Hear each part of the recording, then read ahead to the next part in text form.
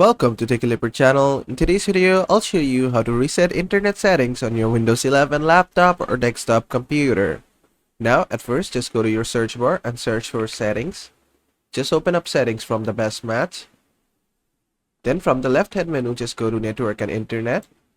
Then from here, just go to advanced network settings at the bottom.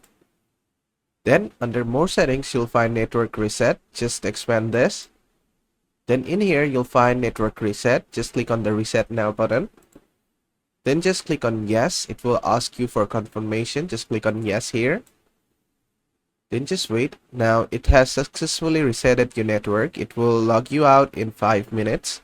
So it's giving you a warning. And after coming back, you need to reset your Wi-Fi or LAN settings and you'll get back your internet. And basically that is how to reset internet settings on your Windows 11 laptop or desktop computer. I hope this video was helpful. If it was, please give it a thumbs up and don't forget to subscribe.